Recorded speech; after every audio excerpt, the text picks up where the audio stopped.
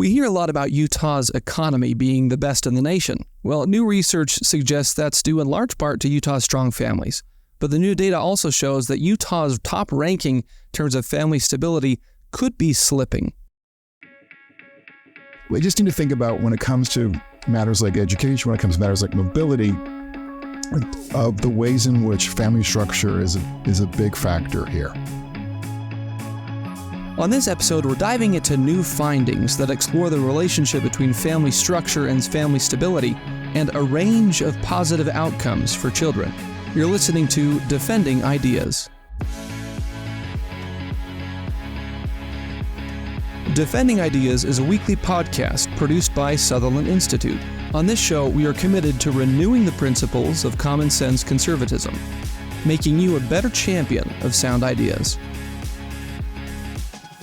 Thank you for joining us on Defending Ideas. I'm your host, Nick Dunn, and our guest this week is Brad Wilcox. He's a visiting scholar here at Sutherland Institute. He's also a professor of sociology at the University of Virginia, the director of the National Marriage Project, and he's joining us today to talk about family issues. Brad is also a Future of Freedom Fellow at the Institute for Family Studies, so he's well credentialed to talk about this issue. Brad, thanks so much for joining us on Defending Ideas. Good to be here today, Nick. So we just released from Sutherland Institute in a joint publication with the Institute for Family Studies, a new report called The Utah Family Miracle, 5 policy ideas to keep Utah families strong and stable. Brad, I want to talk to you about why this is so important today and maybe lead in with something that's been discussed a lot over the years in the public dialogue. When we talk about things like upward mobility, there is a very strong narrative in our society right now that an individual's race is one of, if not sometimes the most important determining variable that will impact their upward mobility moving forward. Reading through this data, it sounds like for many outcomes, that's not actually the case. There's a different variable that in many instances is more important, and that is the family. Can you give us some context around maybe some areas where we need to shift the debate to a different and more important predictable variable? Yeah, Nick, that's a great question. So we do see kind of in work done on sort of what's called the ecology of opportunity. That is, which kinds of communities are most likely to engender that upward mobility, kind of taking poor kids, from poverty as a child to success as an adult, economically speaking. We've seen work done by Jenet, for instance, at Harvard that shows us that yes, race matters. Yes, economic inequality matters. Yes, education matters. But family structure is the number one factor that Jenet, this Harvard economist, found in his work on mobility. So just kind of gives you one example of the way in which it's often the case that family structure is more important than other factors that tend to dominate our public conversation. So one more example would be, for instance, looking at school suspensions. There's been a lot of talk about race in school suspensions across the country. But work that Nick Zill has done, for instance, shows us that yes, race is a predictor, but family structure is a stronger predictor of who gets suspended than the race of kids, typically, obviously, boys. So we just need to think about, when it comes to matters like education, when it comes to matters like mobility, of the ways in which family structure is a big factor here. I think it's important to underscore this point because so many of our modern debates on various issues become so polarized.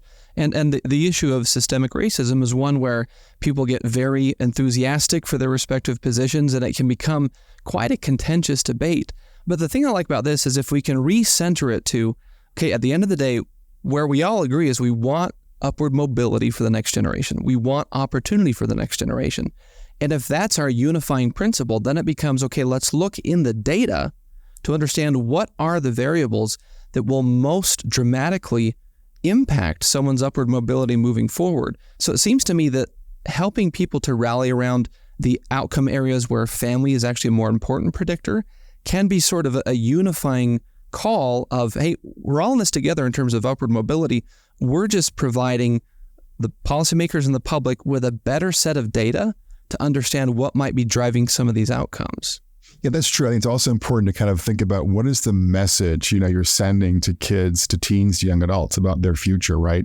And so one of the things, obviously, that Ian Rowe has talked about with you all is just the importance of sort of giving kids a sense of agency, but also kind of like a script. Like, how do I get from being, here as a child, maybe, a child who is suffering poverty or some other kind of deprivation, but to be successful as an adult. And we know from the research is that there is a sequence to success, that education, work, and marriage kind of lead for young adults towards the American dream. And so we should be talking not just about marriage, but also obviously about education and work as kind of the three pillars that undergird success in America, financially speaking, and that are accessible in some important ways to kids, regardless of their race or ethnicity, regardless even of their family background. So we see in research that I've done with Wendy Wang, for instance, that, more than 90% of kids who follow these three steps, be they Black or Hispanic or white, be they from rich or middle class or lower income homes, if they follow these three steps, they're going to break out of poverty as adults. And, a large majority of them are going to reach either middle class or higher. So I think it's important too, in terms of just kind of giving young adults a sense of the path, out of poverty, for instance, or out of some kind of other kind of difficulty. There's a path out there they can walk along. And if they do their part, in terms of schooling, in terms of working full time, in terms of putting a ring on it before they have kids, their likelihood of doing well financially, among other things, is pretty darn high. Can you share the statistic one more time? Because I think it's very, very compelling, sometimes shocking. Some circles where you share, hey, if you follow these steps in the success sequence, your odds of being in poverty, that kind of number, I think just by sheer power of the statistical likelihood, is pretty compelling to people. So give us just one more time, because I think it's worth emphasizing with our listeners. What is the sequence? What does that lead to in terms of your percentage outcome of being successful? So the sequence is basically about, getting a high school degree at least, and then working full time in your 20s, and then getting married before having children. If you kind of have those three steps, in your life, history, your life experience, education, work, and marriage, before you have kids, typically you're going to do pretty well financially. I'm not saying you're going to be rich, but you're going to typically avoid poverty. Only 3% of young adults who do those three things end up poor in their late 20s and in their 30s. So in other words, 97% of people kind of are avoiding poverty as young adults, and 86% of young adults who follow these three steps are reaching the middle class or higher. And again, this is not rocket science. This would not be all that controversial with our grandparents, for instance, I think in most cases. But in a day and in an age when too many young adults are not working full time and too many young adults are having kids outside of marriage, I think we need to sort of re-emphasize kind of the value of these two core institutions. You're touching on something that leads into the title of this new report, the Utah Family Miracle. First of all, is it really a miracle, and why? And maybe just Utah being an outlier in some respects can help shed light on that. But why is what you just said? It's not rocket science. It's sort of, basic structures of society. But why today is Utah's high rate of intact families, meaning married couple households raising kids, viewed as such a miracle on par with our economic miracle of having so much growth and job opportunity? Well, I think, we live in a day and age really since the 1960s when so many forces have kind of conspired, unintentionally, of course, to undercut marriage and family life. So we can think about the ways in which, for instance, our laws and policies often tend to penalize marriage. So we see, today, for instance, is that working class folks with kids who are accessing Medicaid, are more likely to be penalized if they get married rather than just have, one parent go ahead and apply for Medicaid. We see, for instance, that our culture tends to celebrate individualism, choice, and freedom in ways that tend to kind of undercut and devalue the importance of getting married and sacrificing for your spouse and for your children. We see, for instance, the ways in which our economy is sort of functioning in ways that make it harder for working class guys to flourish in today's economy. So there are a lot of different factors, economic, legal, cultural, that have all kind of ended up basically undercutting the value and the economic foundations of marriage. And that is tragic because we also see in the research that marriage is a pretty powerful predictor of meaning, direction, happiness. So when people are not getting married and they're not staying married and they're not happily married, both they and their kids are more likely to be floundering. We need to take a quick break in a second, but when we come back, I want to dive into some of the things you mentioned in terms of areas where the family has a pretty direct impact on other outcomes.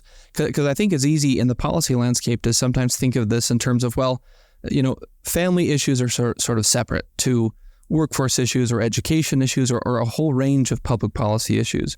And so it's easy for folks sometimes to separate the two into different categories. But what data like this shows is that, well, no, because the family is in many ways the most foundational of the institutions of civil society, it is essential that that institution remains strong to be able to help people achieve the kind of upward mobility we're talking about. So I want to dive into that when we come back, and we're also going to get into some policy recommendations. This paper has 5 ideas. We're going to talk about some of them of actionable things policymakers can do here in Utah and elsewhere for that matter to try and advance policy reforms that will strengthen Utah families so that we don't slip. We want to arrest that decline. We're going to take a quick break. You're listening to Defending Ideas. Our guest is Brad Wilcox, visiting scholar here at the Sutherland Institute, talking about the Utah Family Miracle, a new research paper from Sutherland. We'll be right back.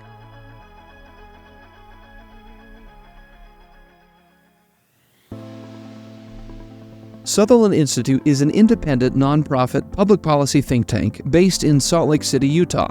Our mission is to defend the principles of the American founding and strengthen the institutions of civil society essential for those principles to endure. Sutherland provides research, events, and multimedia to policymakers and the public to promote the principles of faith, family, freedom, opportunity, and responsibility. Visit sutherlandinstitute.org.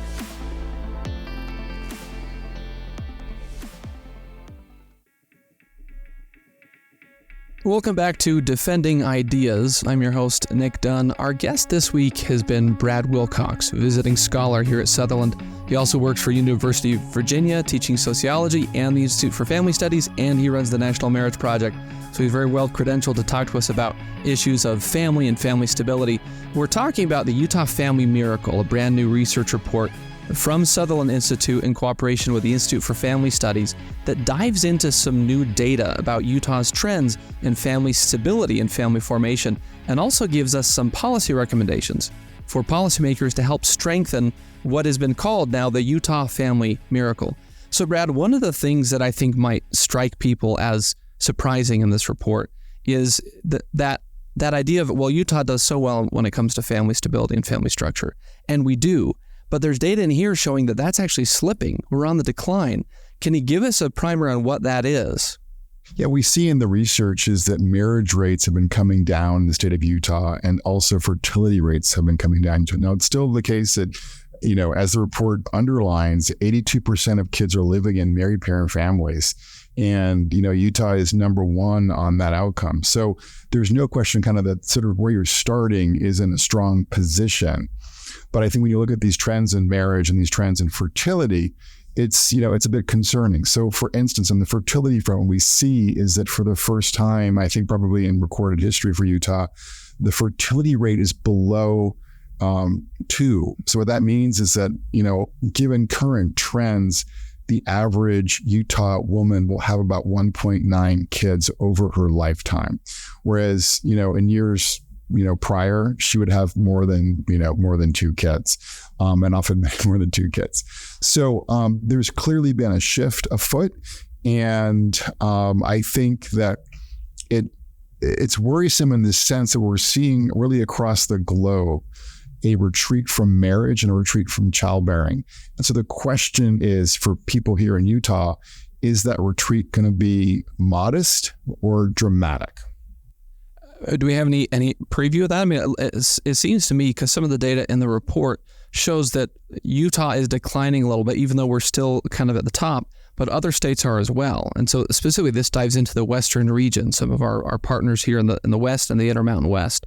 So nationally, and you're saying globally, it's on the decline. So it's not that maybe we're at risk of losing our top spot. We might still have the best number in terms of married couple household raising kids for a long time into the future. But if everybody's sinking together, that's kind of concerning. Yeah. So what we think is happening, in the U.S. is that sort of like the rising generation of young adults today will kind of have record shares of folks who are not getting married, not having kids. So we think maybe around 25% of young adults will never have kids today, and about a third of young adults will never get married. And this is kind of like, uncharted demographic territory. And why it's concerning is that we are, as Aristotle said, social animals. We're more likely to flourish when we have friends, when we have family members on average. Now, I recognize, I acknowledge that marriage is tough, family is tough, being a parent is tough. I'm not trying to sort of sugarcoat any of that. But the point is that without these fundamental social relationships, we're just much more likely to be unmoored. We're much more likely to succumb to a death of despair, which I'm talking about in the culture obviously a lot. We're much less happy on average, and we're also more likely to, as we've mentioned before, to fall into poverty, or to have our kids fall into poverty. So, family is fundamental, and it's concerning that even here in Utah, we are seeing kind of some slippage when it comes to both marriage and childbearing. So I want to start to get into what do we do about it? Because we don't just want to say, hey, we're doing great, but we're declining, so everybody buckle up for the ride. There are some concrete things in here that policymakers can look at. Part of it's just better capturing and reporting of data. Some of it is in the form of more robust policy interventions. But first, can you set the stage of why it's so important that we should do something about this, that policymakers should be looking at solutions, and particularly for voters and constituents, we should all be asking our elected officials to say, hey, the strength and stability of the family, the importance of family structure, we need you as elected officials to take that seriously, and citizens ought to be talking about that with each other, so that sort of becomes re-embedded in the fabric of our culture as an important value that we all share. So can you give us some context of why it's so important that we start to move forward with some policy solutions, and then we'll dive into some of the specific examples?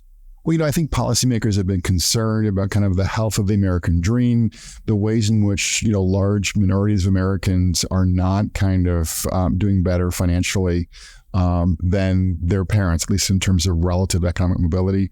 We have obviously also been concerned about kind of the floundering educational fortunes of many of our kids. And we've also been kind of, I think, thinking a lot more about sort of the emotional state of our country.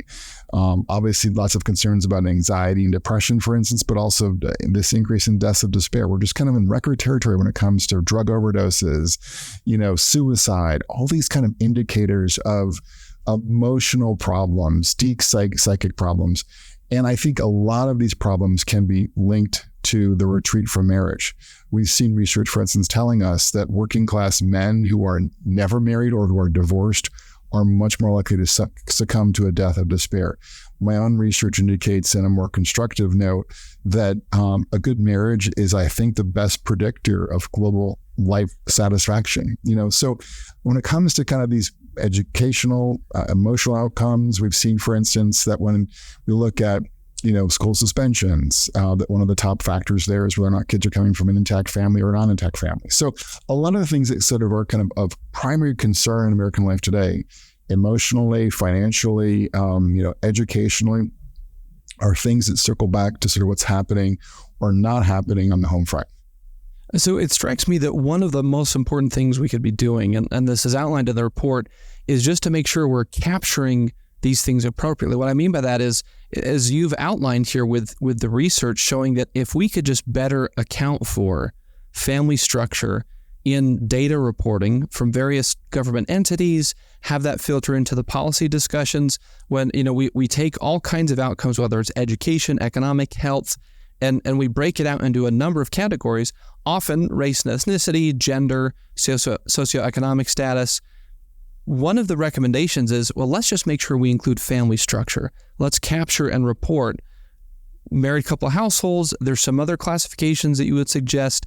help us understand why that alone is just a data metric, which might sound kind of wonky to folks, but if we can just help our policymakers have access to that data when they're discussing real policy solutions, that's going to have an impact. Walk us through why that's so important. Yeah, so I think a lot of our public discussions have been clouded, if you will, by kind of an excessive focus on factors that are not necessarily always the most important one. So I think when it comes to, for instance, kind of a lot of our educational outcomes, like they'll be reporting out by race and ethnicity or by income. And the assumption there, I think, on the part of a lot of policymakers and the part of a lot of journalists, even parents and educators, is that what really matters when it comes to, how kids are doing in school is what the color of their skin is or what the size of their parents' bank account is. And these are important factors, no doubt. But we also can see in the research that family structure and kind of what families are doing, in the home when it comes to sort of how much stress they're placing on homework and things like that, these things often end up being a lot more important than the color of your skin or the size of your parents' bank account.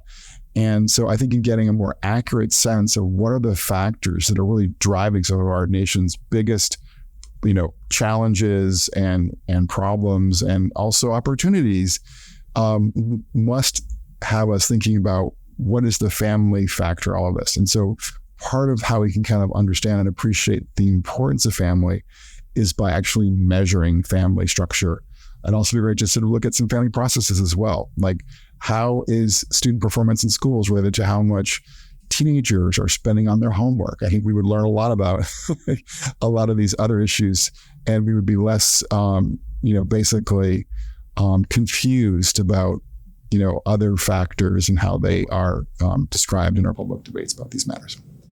It seems very basic to me that when our elected officials are trying to make decisions about various proposals before them, legislation and where to spend public dollars, that simply having the right data set in front of you is really crucial. And in some ways, it seems surprising that something so fundamental and fundamentally impactful as family structure and family stability has not been measured and tracked at the level that would be necessary to be able to make the right policy decision. So any idea why that hasn't been addressed until now? Is it just kind of, you said it, people thought of it, well, it's not rocket science. It's sort of a basic, attribute of our society. We don't need to worry about it.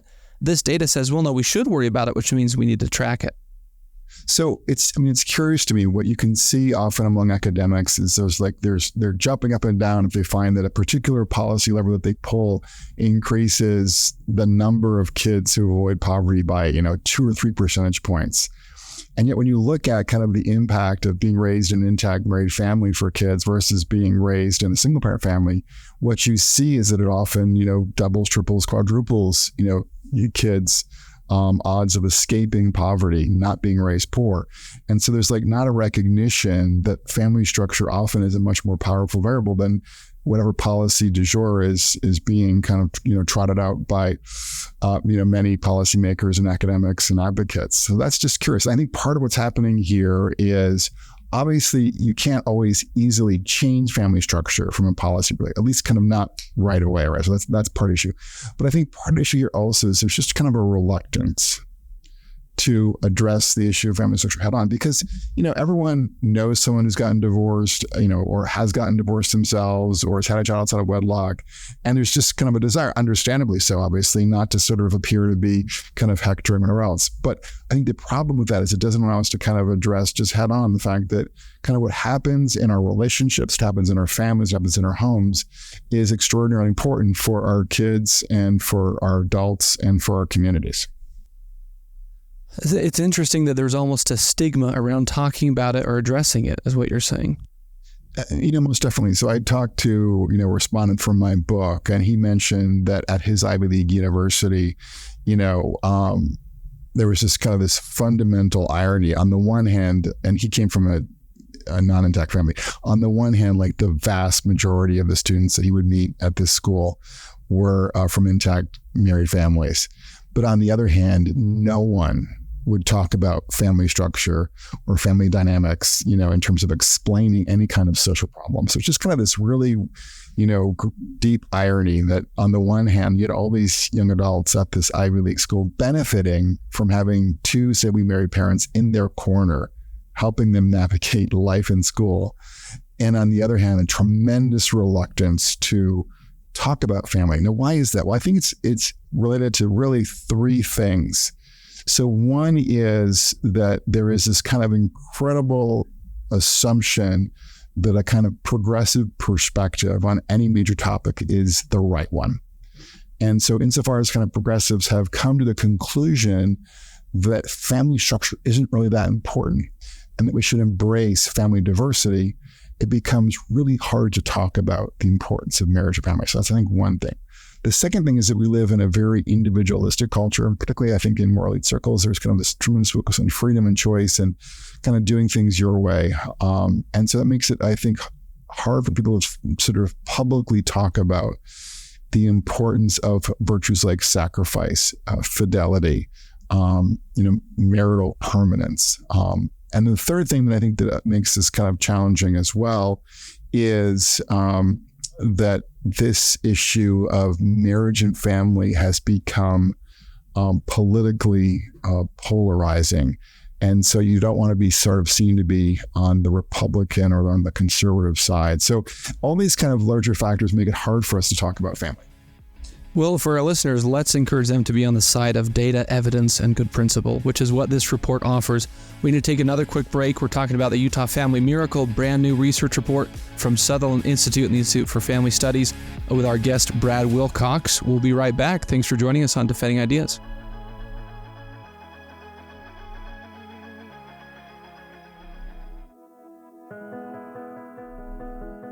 For a deeper dive into the issues you care about, read Sutherland Institute's official blog, Insights and Takeaways. You'll gain deep insights from policy experts and relevant takeaways voters need to know. Visit sutherlandinstitute.org.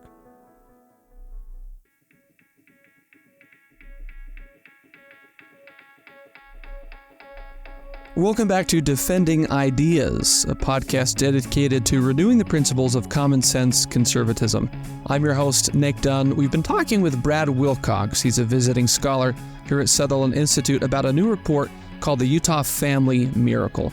We're going to get into some of the policy recommendations in the report that is relevant to policy discussions here in Utah and elsewhere in the country. But first, if you like what you're hearing today, please visit us at defendingideas.org. You can find short clips from this episode that you can share and use in your conversations with friends and family members, as well as links to more information about what we're talking about today. You can also subscribe to this podcast on any of the major podcast platforms, wherever you get your shows.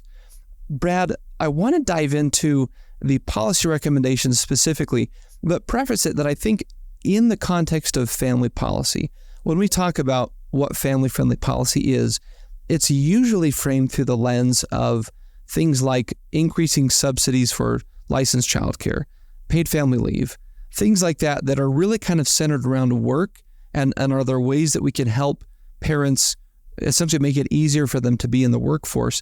Those obviously can have a place and can be very relevant, but this new report seems to give a different framework that's maybe a little bit broader and elevates some of the principles of family formation and family stability in a way that's not just about workforce efficiency, it's about something bigger. So can you kind of give us the landscape of how these policy recommendations are maybe a different and in some instances maybe a better way to address family policy?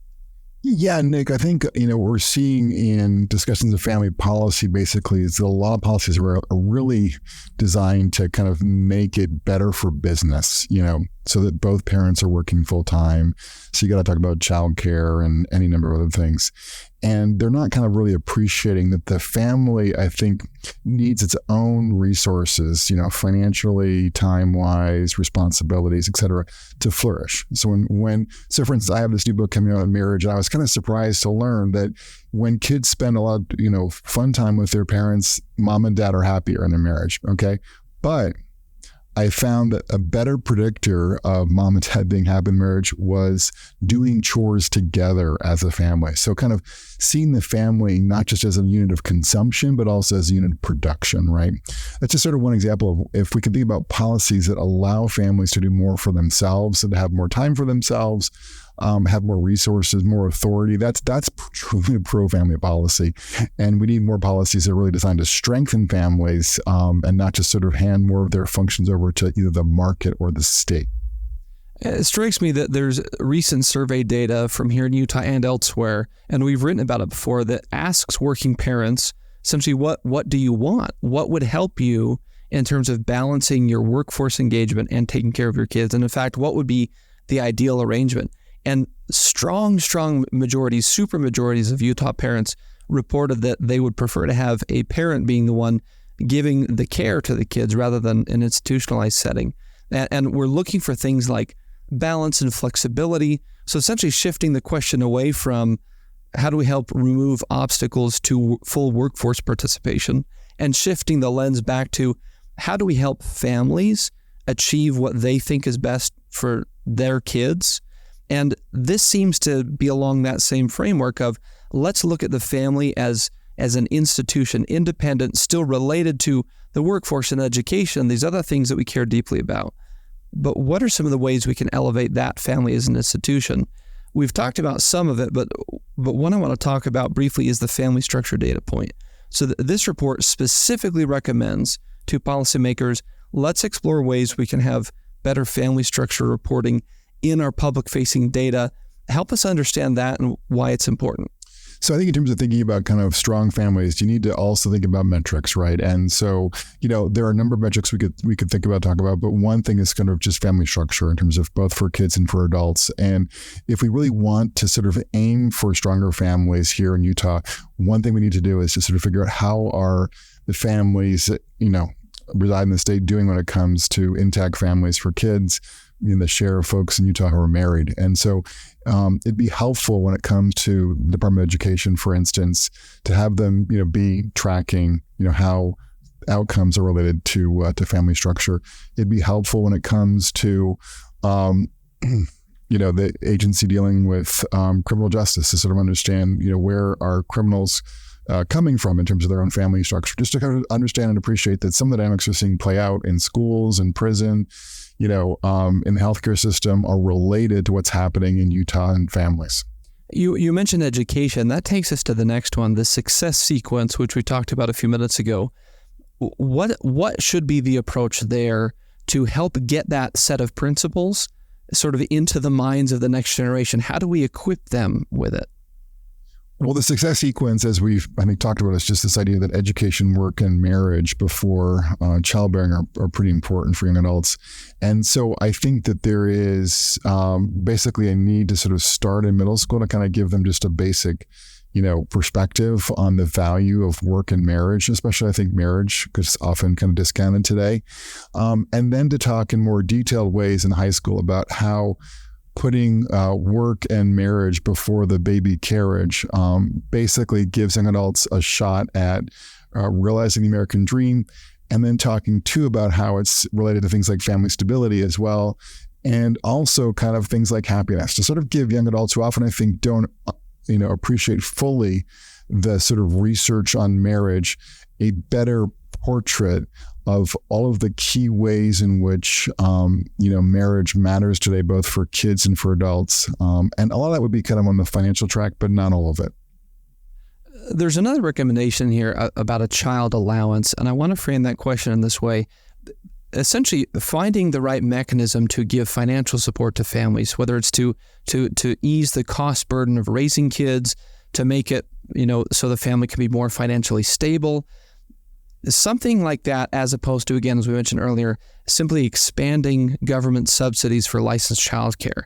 Why is a family allowance of some form better? So when you hear again about family policy, you often get this sort of like push for parents with young kids to kind of get kids into daycare, into childcare of one sort or another, focusing, benefits and spending on that piece. And I think we should just instead kind of give parents the choice, and just give them, a lump sum of money that they can use. It could be on childcare for some. It could be on having, a mom stay home part-time for others. It could be maybe working with grandma on some arrangement, or an aunt, on some arrangement too, that kind of keeps care within some kind of kinship network. But you kind of give families choices about how best to raise their own children, and not just assume that one size fits all model where both parents are working full time is kind of the ideal, as I think many elites in our culture today, and we see that in actually opinion polling, is that it's the more educated parents are more likely to sort of think of paid childcare as the best way to handle that challenge.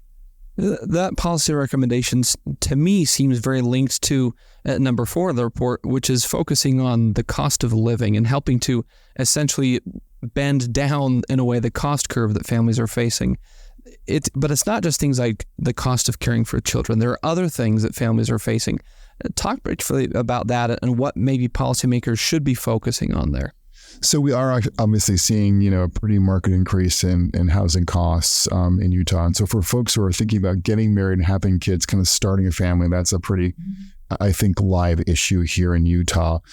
We've also seen parents too who are maybe dissatisfied with the character or the quality of their local public school, looking for options, and they don't really see, decent options. So I think thinking about how they could kind of afford to put their kids into some kind of private school that'd be better suited for their families, needs and interest is also kind of an idea. Thinking too just about the cost of utilities. So are there ways we could, sort of help families on that end? And we've seen in Europe, for instance, some efforts to kind of give families with kids a discount when it comes to either electricity or to water costs. So I think just trying to be creative about, are there ways we could sort of change regulations at the county level here or the town and city level here in Utah that would make it easier to permit and build, houses on small lots, for instance, that would reduce the cost of houses?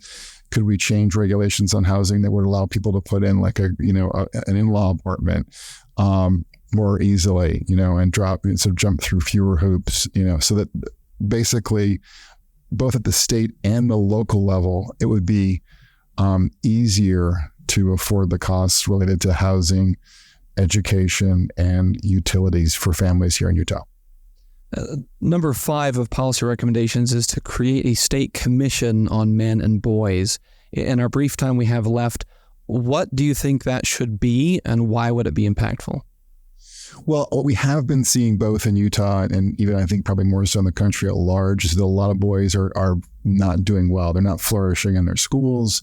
They're identifying with online figures who, espouse materialistic and misogynistic, ideas. And, I think too many elites in our country have been unwilling to sort of articulate a constructive model of masculinity for our boys and young men that's distinctive and powerful and pro-social. And they've also been unwilling to sort of face the fact that our schools are not serving our boys well. And so I think this commission could think of concrete ways in terms of maybe like more recess for kids, in elementary school. Or changing kind of the nature of the history approach, that would be more boy-friendly.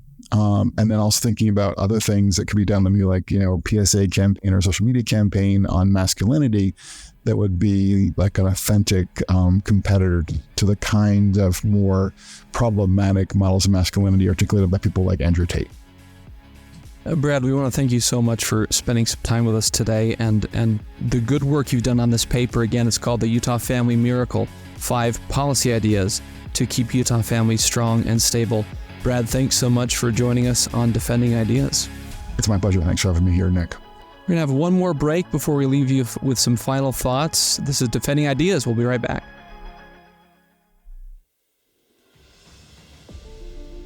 Sometimes it's hard to keep up with the latest policy debate that affects your life. The solution? Subscribe to Sutherland Institute's weekly newsletter, where you'll find in-depth insights from seasoned policy experts, compelling multimedia, and advance notice of special events. Visit sutherlandinstitute.org.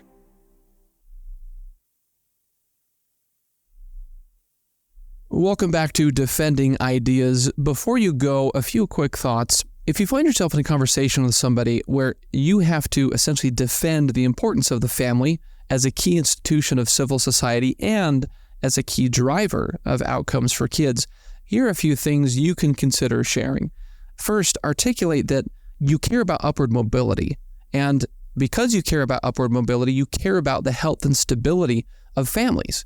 And that's because the data is pretty compelling that family structure has an impact on a number of outcomes for children in some pretty important ways. Second, articulate that Utah's success has a strong relationship with the success of our families, meaning the health and strength and stability of our families, which is why all voters and policymakers should care about how families are doing here in Utah. Third, recognizing the need to include family structure in data reporting doesn't diminish the importance of other outcomes or other variables. All it does is it elevates the importance of the family as a key driver of outcomes and a key institution that should be considered by policymakers and voters as we're discussing important issues and evaluating the best ways to provide more upward mobility to more of our residents. We hope this episode has helped you to feel better empowered to defend the ideas we talked about today. If you like what you heard today, please visit us at defendingideas.org, where you can subscribe to this podcast wherever you get your shows. You can also find short clips that you can use on social media and in your conversations with friends and family. We'll hope you'll join us next time on Defending Ideas from the Sutherland Institute in Salt Lake City. I'm Nick Dunn. We'll see you next time.